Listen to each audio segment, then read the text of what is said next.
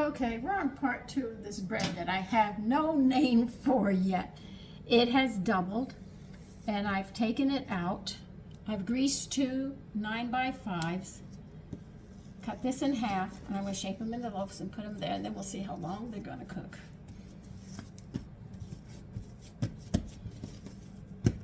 Sort of put it in a rectangle so it's sort of like, you know, it's going to fit into the bread pan.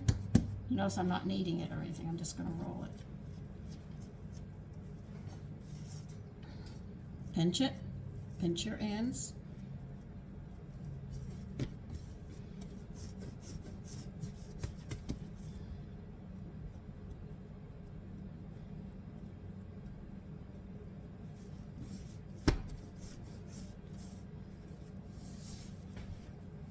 Put it in your 9x5. We're going to let them double up again.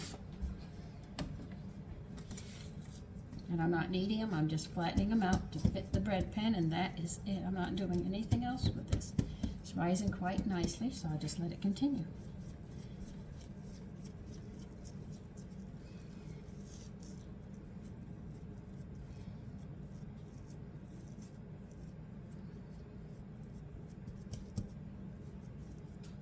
And the reason you pinch these ends really, really good, because if you don't, when the bread cooks and you go to cut it, it unrolls.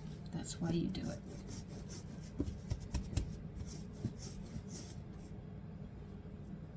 That's why you see me pinching it. Really make sure I pinch them really, really good.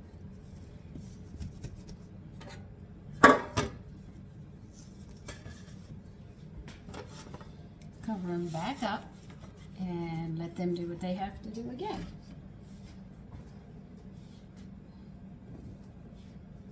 Now, I am not going to show you when I go to put them in the oven. You want them to double, which should take them about an inch. Most people want it about an inch above the bread pan. That is normally what we look for, because when it gets into the oven, it's going to rise higher still. So I'm going to give you the temperature, so when your bread gets up there, if your kitchen's cold, it's going to take a little longer. If your kitchen's warm, it's going to take a shorter time. Mine's a little chilly because I'm in and out trying to finish up my wash today, because I have to go to the laundry room, which is separate from the house. So I hope someday that I can get it where I have the pantry. I want to make a doorway to go to the laundry room and move the pantry over back here. But that takes money. And as they say, money, honey, I don't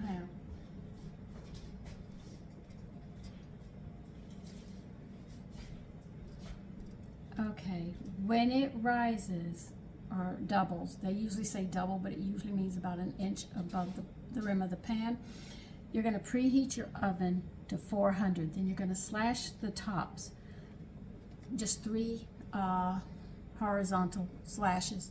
Do not go too deep. You go too deep, you're going to let all the air out. That's not what you want to do. You just want to make slashes, which are about 1/4 of an inch thick. A bread knife does excellent.